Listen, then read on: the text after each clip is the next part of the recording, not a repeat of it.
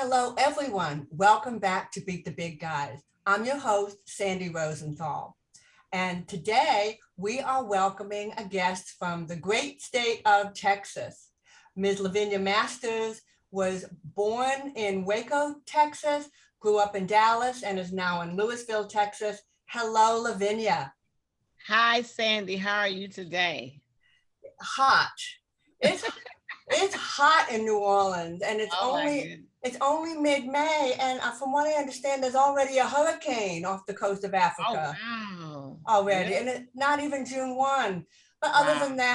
other than that, I'm wonderful. Thank you. Thanks for Awesome. asking. Awesome. Awesome. It's hot here in Texas too, so don't feel bad. Okay, I'm not alone. I feel much better. I feel much better. Well, some of you may not be aware of the amazing and admirable work that my guest, Lavinia, has been doing. So I'm going to tell you just a little bit about her, and then I'm going to turn the mic over to hear more from she herself. My guest had an actual act named after her. The Lavinia Masters Act is named after my guest from Dallas, a woman whose rape kit sat untested for more than 20 years after she was raped at knife point when she was only just 13 years old. In 2020, Assistant Attorney General, I'm starting again, Jess. In 2020, the Assistant Attorney General recognized Lavinia Masters as a powerful example of how someone can survive a horrific crime and use her experience to bring about justice for others. That's incredible. Ms. Masters works with individuals and various organizations to empower and educate them about trauma and how to overcome it. She has over 30 years of public speaking. She moves audiences to take action and inspires other survivors to raise their voices. That is so admirable. Lavinia's long list of honors includes the George H.W. Bush Point of Light Award and the Justice Department Special Courage Award, among many, many, many awards, too numerous to tell you about here. I am so honored and pleased, Lavinia Master, that you've set aside time to be with us today. Thank you. I am honored and humbled that you asked me to share with you and your listening audience. And so it's equal for me here to be excited to share with you today. Well, the way I feel, we all need to keep talking. Yes, we do. Because if we stop talking, the big guys out there are going to win, and we have to Yes, stick with it and we stick have with to each stick other. with it.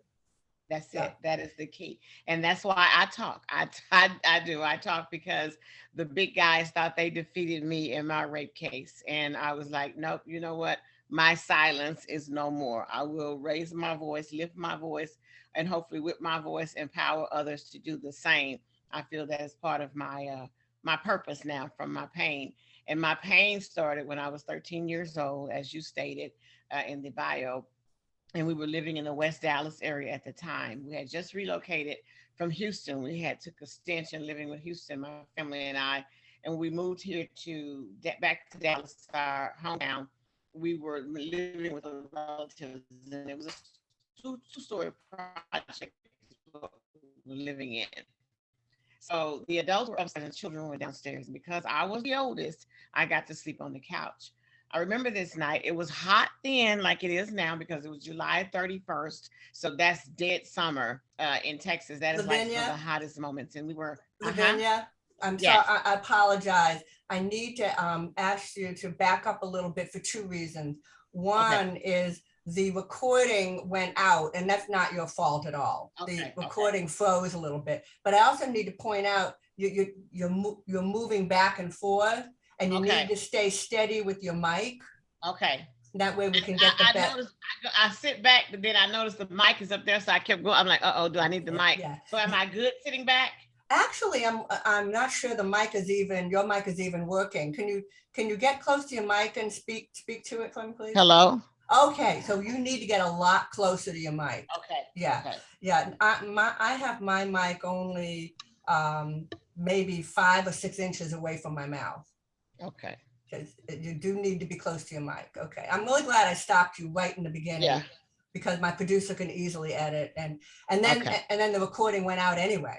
Okay. Oh, So okay, okay, okay, much better. okay. Much better. So And this I how we'll do it. apologize. No problem, no problem, no I should have problem. tested this before we started, but it That's really, okay. but you're right, it really is no problem. The producer will take care of this. So what I'm going to do is I'm going to tell the producer to we're going to go straight from me talking and then over to you, and you can just start telling your story.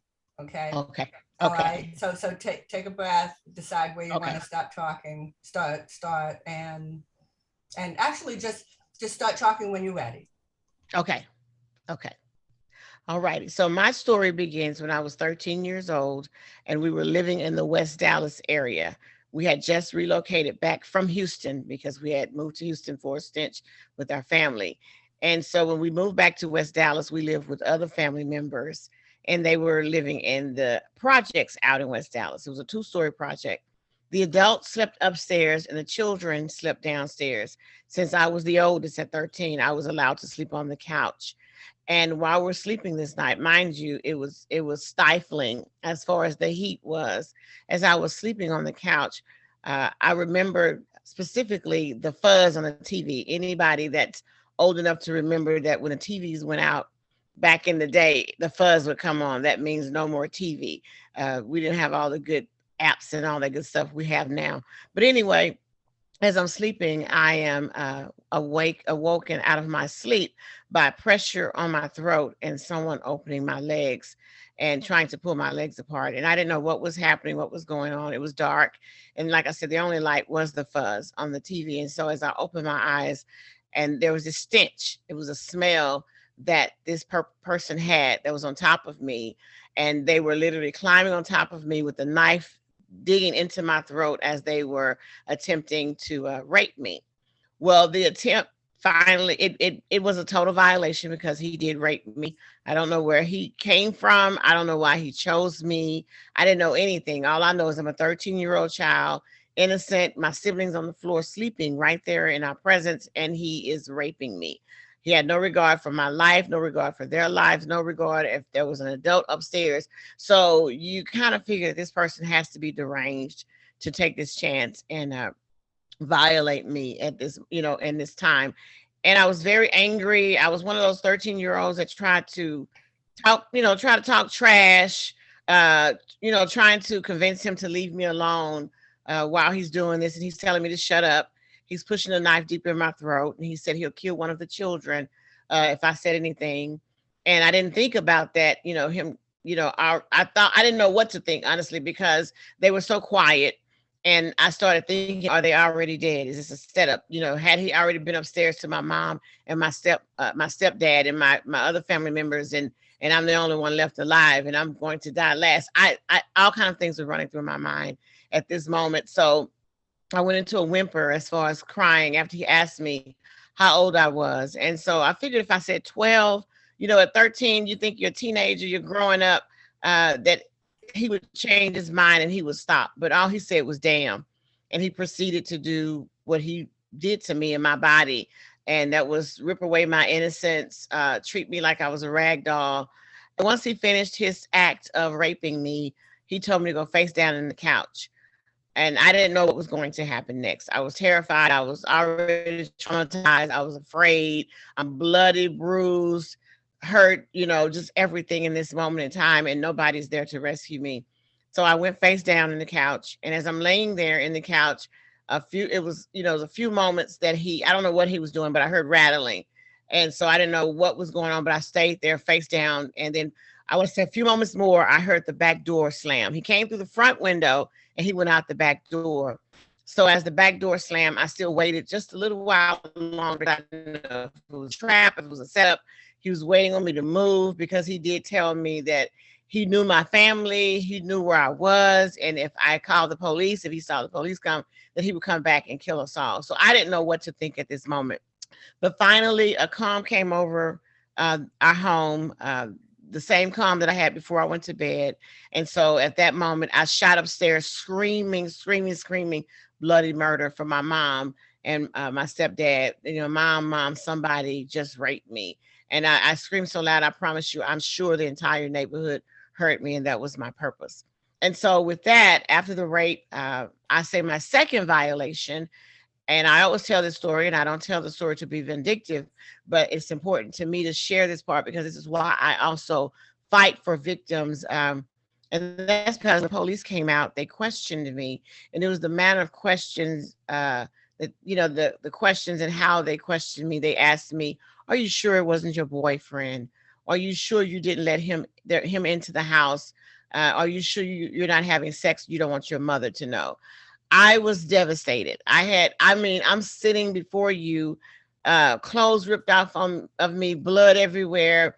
I'm looking a mess. And these are the questions that you asked me. I was devastated. And then we're finally taken to Parkland Hospital, and they left me in the hallway on a gurney. People walking by, the police are still questioning me. I mean, it was just a chaotic night. It was a night that I would never, ever forget. Fast forward, I want to say the next day, because I went to my aunt's house after that. There was no way I would go back to that apartment. And my aunt said I can come there. So they took me to my aunt's house. And I want to say either the next day or the following day, the police came by with these big books of people I say they wanted to arrest. And as they went through the books, they said, "Are you sure it wasn't him? This one?" And when I finally realized, I told them, I said, "This is the same guy from the other book, and I told you that's not him."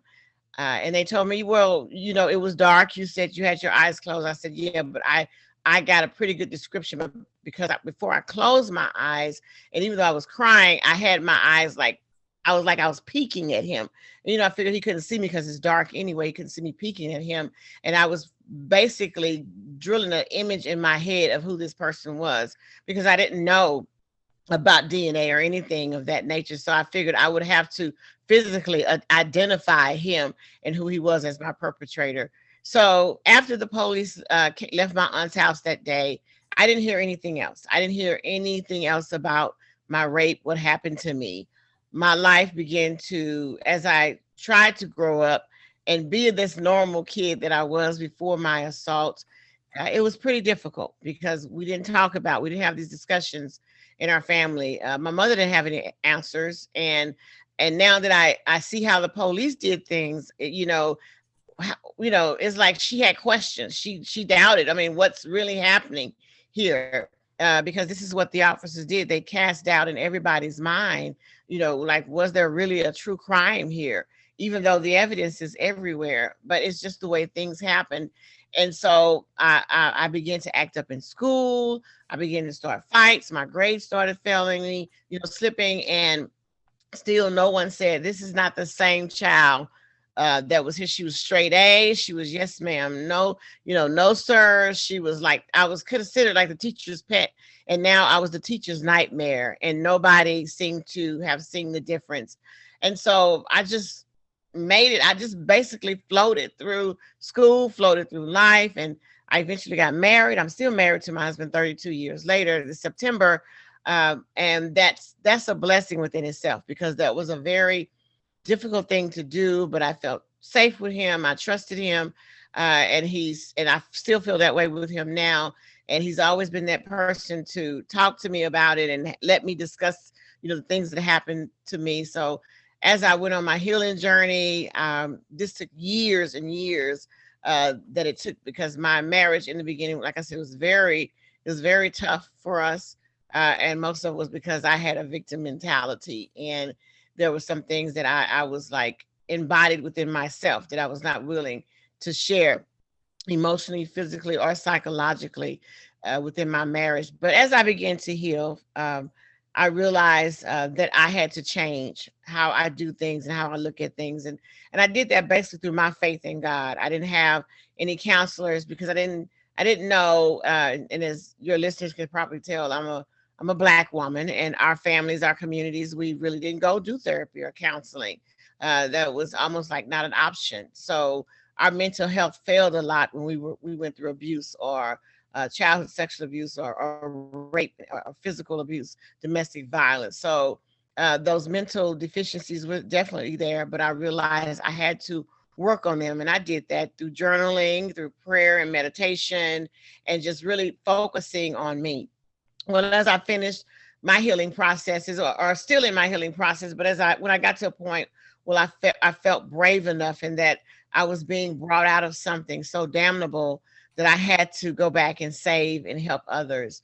And so with that, this is like, 20 years later, when I got to this point, I did a self-published book that I took out a loan on my car, and it was called Breathe Again. Oh, not that one, not that it was Breathe Again. And so my book Breathe Again, what happened with Breathe Again, we self-published it, and we were meaning to sell it ourselves, but what happened was, when I met so many survivors, I was giving the books away. And what I wanted to know was, before I closed that book out, was, uh, who raped me. I said that would be the perfect ending, the perfect, story to tell, is to find out who raped me. Well, to my surprise, that's when I learned that it wasn't even investigated. Actually, that my kit had set on a shelf from uh, from that night, July 31st, 1985, and it was still sitting here now. And I also learned that my kit had went, um, they said suspended, but I say closed, actually like 2 days after the rape, because I was raped July 31st, August the 2nd, it was suspended. So nothing had been done since that time, of August the 2nd. And then later on, after that, when we went through can I pause, because someone keeps ringing, I'm sorry, my doorbell. One second, one second.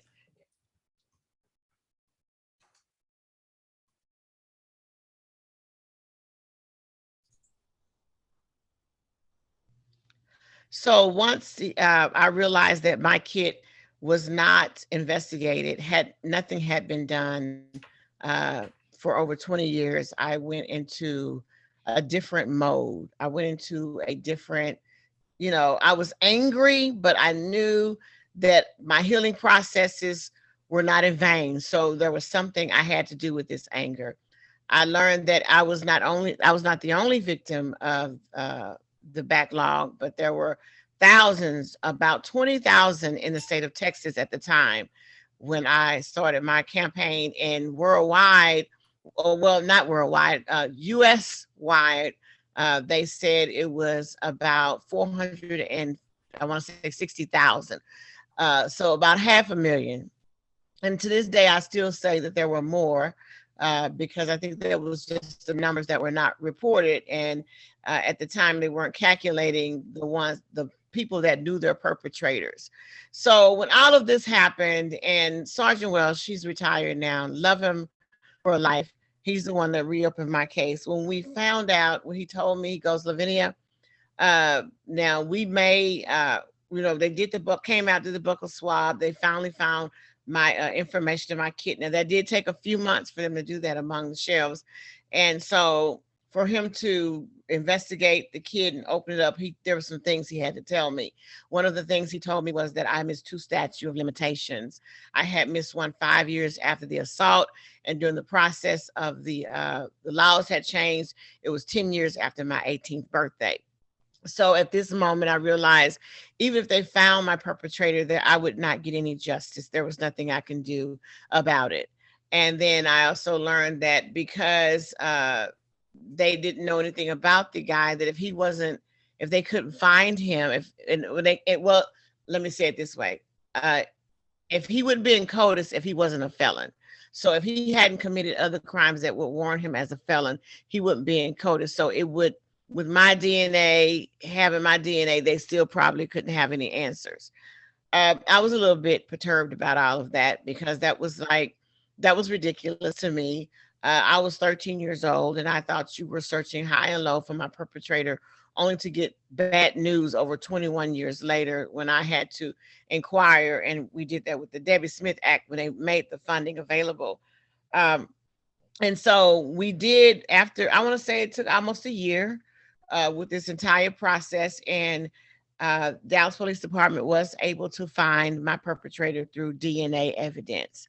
And that was one of the most exhilarating days of my life, even though I knew I couldn't prosecute, even though I knew there were a lot of things that I was handicapped with this, I was determined to make a change. And I was like, you know what? Not on my watch. This will not happen to another victim. I said, these are lives that are sitting on these shelves. We are not trinkets. We are not decorative items. We are people. Our lives are hanging in the balance. Many victims have died already. Some of them are still living in fear. Some haven't told their families that, they're married now. Alcoholism, drugs, so much has happened in the lives of these victims, and you're holding us on a shelf. And that's not fair. That's not fair to Oh, anyone. Not fair to anyone. And so I was determined to make a change. I began writing letters to Congress, to the White House. I would go to my local legislators in my area. And I'm like, do you know what's happening in Texas? Do you know about these laws? We can't prosecute. And, someone would dismiss me. Someone would respond back. And they said, well, the laws are different. And I'm like, no, they're not different enough. You have victims. There are about 20,000 victims. We matter. We matter. All victims matter. And we're a part of that. Even though our cases are cold, we still matter. And so I just began my own little campaign. My case, Sergeant Welch saw where my heart was at with doing all of this. And he asked me to be like a liaison for the Dallas Police Department to do a press conference so he can have other victims come forward to open their cases. And when I did that, it was so amazing for me because he asked me, he said, have you ever been on the news? Have you ever been on TV? And I was like, no, but I'm not worried about that because I am no longer a victim. And I have so much courage in me right now that I want other victims to see it, because I want everybody to come forward and have their cases re-examined. My rapist was a serial rapist. My rapist was caught 8 months, I believe 8 months after my kit had already, my evidence had been collected after my assault. And the evidence was still not ran to try to go back on my case. He went to prison for 10 years after all of this happened. He got out of prison and he did the same exact thing, broke into an elderly woman's house and raped her at knife point. So I was like, there is no way that I am going to sit idly by and I'm going to allow people such as, or monsters such as these, continue to dwell in our land. If there's something that I can do, I'm going to do it. And I realized there was power in my voice. And so I began to use my voice. And it's like God has given me courage that I didn't even understand how much courage I had to do the things that I do and to speak. I've spoken before Congress. I've been in South Africa with DNA for I've been everywhere with my voice, and I'm gonna keep speaking with my voice because this is a never-ending story of not just the rape kit backlog, but of rapists violating victims, and it's like a vicious cycle that happens. And so, to me, they need that voice that's going to be there and to empower other voices to come forward. And as we gather and empower each other, we can continue to strengthen our communities. And we talk about rape, and we let the rapists know that you will not be tolerated, and you will not get away with the things you think you're going to get away with, because we're standing here, we're standing strong, and we're standing tall, and we're not giving up. And so that's the message I hope that I give when I speak. And as I worked with so many legislators during the process, from John Cornyn to Wendy Davis, to out of Illinois, I can't think, Lisa Madigan, and I mean CNN Live, CNN, just everywhere, just talking about it. Where eventually, when Wendy Davis lost the bid to governor against Abbott, she connected me with Victoria Niave, because Victoria Niave had a passion for the fight for victims in the backlog after she viewed the movie I Am Evidence, I think is what it was. And so she learned about me and my work. We joined forces. She started a task force for victims, and we sat and we were like, this is what we need to do. This is how you process this. This is what we, need to change, because they were dead set of not removing the statute of limitations at all. So now now we birthed the Lavinia Masters Act in 2019, which is named after me. I am the namesake. And that was a beautiful, beautiful moment for me. Not that I had a law named after me, but that I was finally being heard. and that I was no longer ignored because I felt like I was forgotten on that shelf.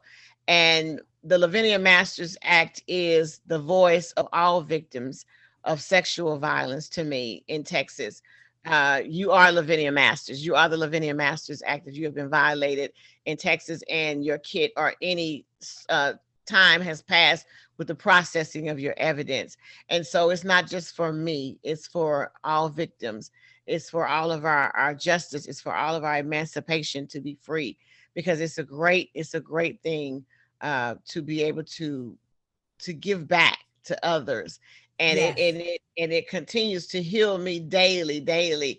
And I tell people sometimes I feel like a superhero as I do this work, because I know people lives are being impacted and being touched. And that's what it's all about. It's Yes. about, taking that pain, and you found the purpose of it.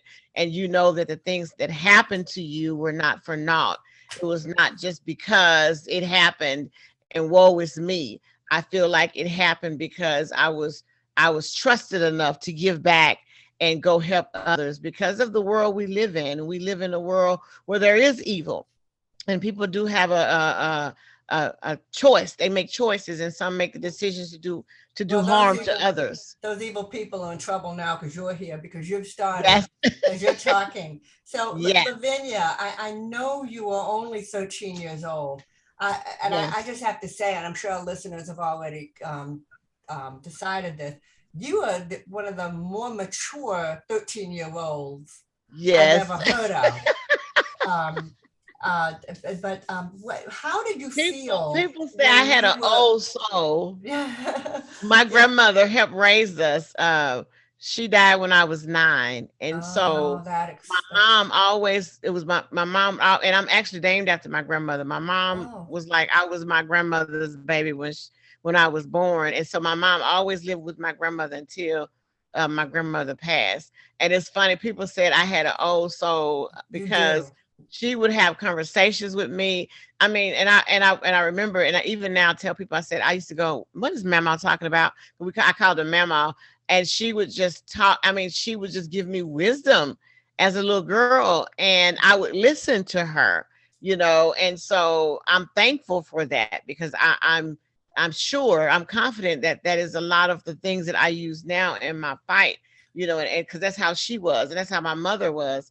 They were giving women, they were powerful women, and they come from a lot of adversity, but they still saw the beauty in giving back, and teaching others how to And move through adversity. And so it's a wonderful and beautiful thing to be able to give and do these things that I do, and I give it freely, and I love every moment of it. Lavinia, when you were back to when you were 13 years old, a mature Yes. 13-year-old, but you were 13. You were still Yes. 13 years old, with a 13-year-old understanding of what was happening. And Yes. um, what went through your mind when you realized, when you were getting at the with the talking to the policemen, the police investigators, Yes. when the questions they asked, they clearly were assigning blame to you Yes, for what ma'am. happened. So what went through your head at that? Oh, Do you remember?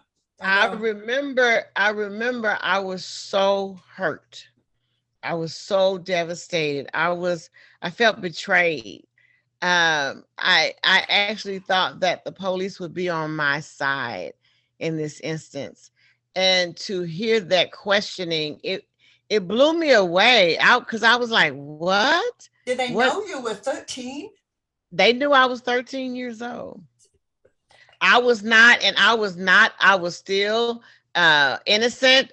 I had no body parts. I was not developed or in, I was like a stick going straight up and down. I probably, if I weighed 100 pounds, I looked like a little girl. You were And the innocentest of yes, the innocent. yes, You were a yes, child. yes, yes, yes. And I even, it's like at that moment, Sandy, that I lost my identity.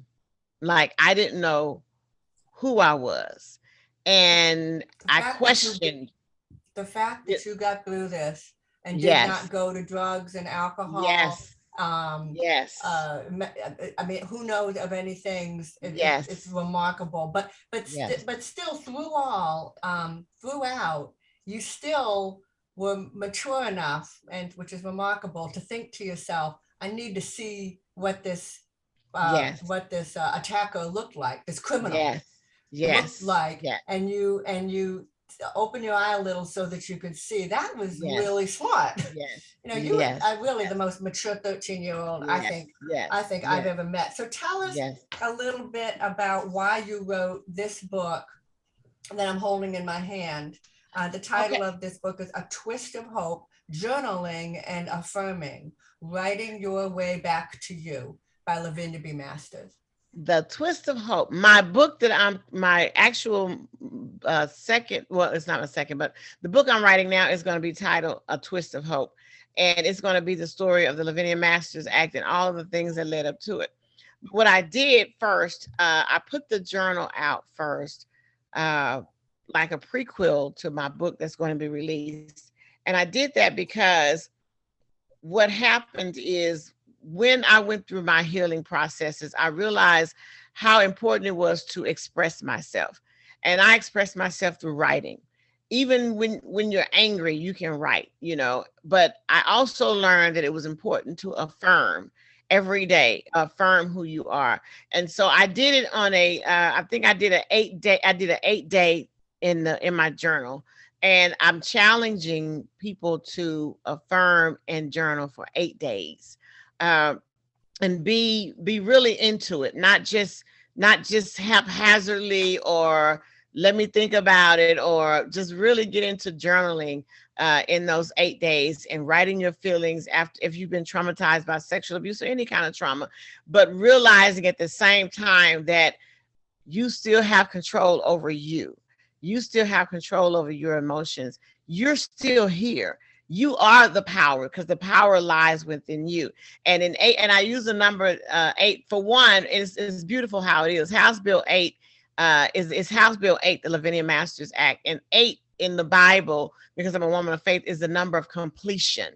And so it's the whole thing with the number of it. And I'm like, I want you to learn that you can complete things, follow through, but you got to be persistent.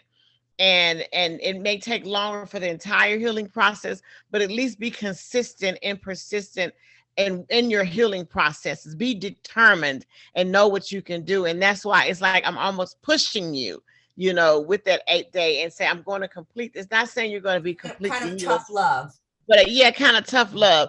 And you have to be that way sometimes, because it was, I had the pity parties, and I had the moments of, oh, I feel sorry for you, and oh, this, but I had got to the point where I'm like, that's not healthy for me.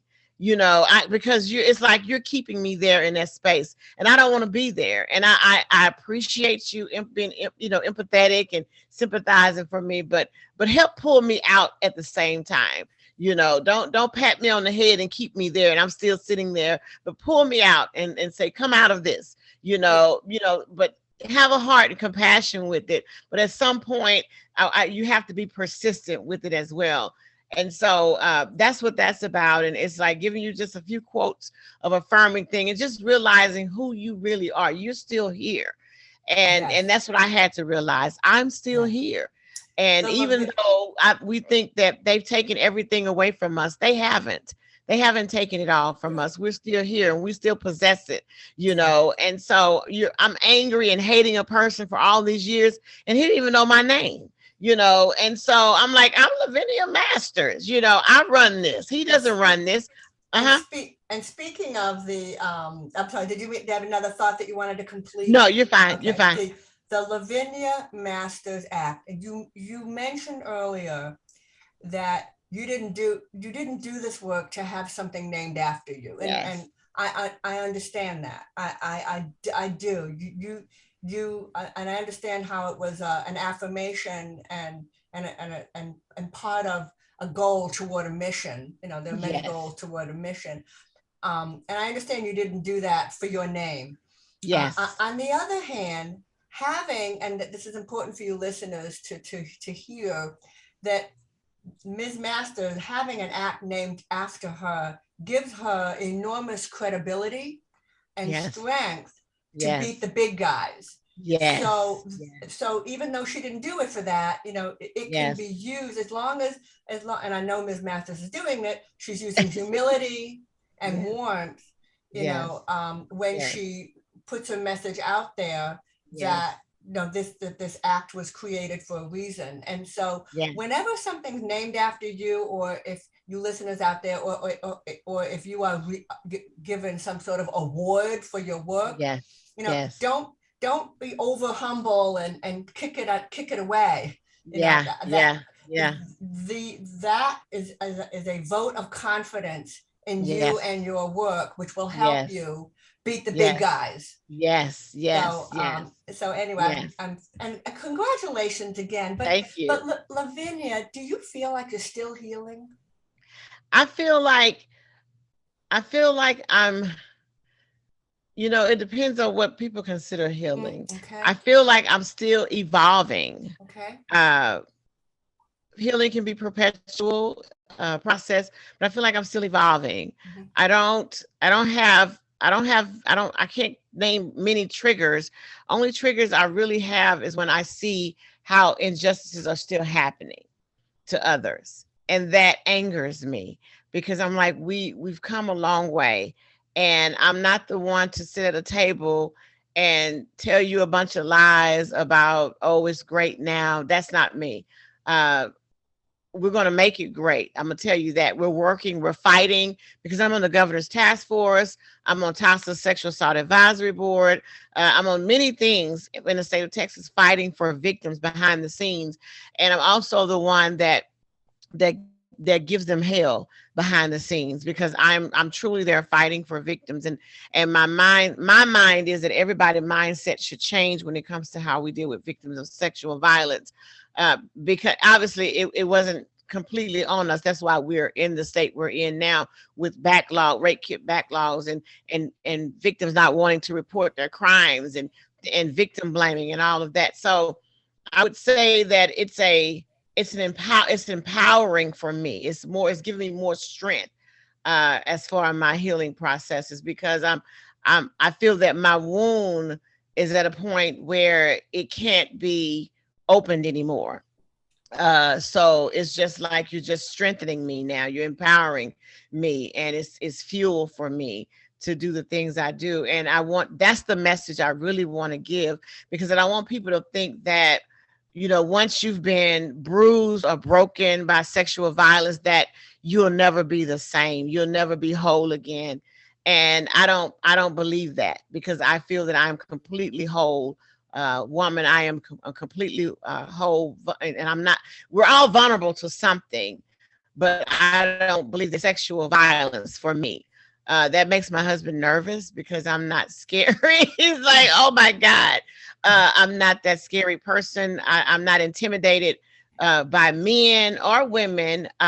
It's like, and this is it's just a beautiful thing because now when you go walking, you make eye contact with people. I speak to you. It's like you pay attention to stuff, your surroundings, because you don't have those fears anymore as a victim. So Lavinia, it's a uh-huh. is there anything that we haven't touched on, but any final words of encouragement that you'd like to share with our listeners and when they're beating their big guys in their life? Oh man, when you're beating your big guys in life, I would say do it with confidence. Know your worth and who you are and what you're capable of doing. You you are stronger than you can even imagine. And that's what I had to realize. I'm like this little 5'2" woman thinking I'm just a little weakling all my life. And I realized just how powerful God has allowed me to be in these giants. I looked at them as giants and I realized that I'm actually the giant and they're the little people. And it was amazing to see that because I'm not as you're not cocky when you do that. You just got to realize I will not be ran over. I will not be taken advantage of. I am no longer your victim. And when you play victim to your actual perpetrator, if you're not careful, you'll be victim to everybody else. And they'll see that victim mentality, and they'll take advantage of you.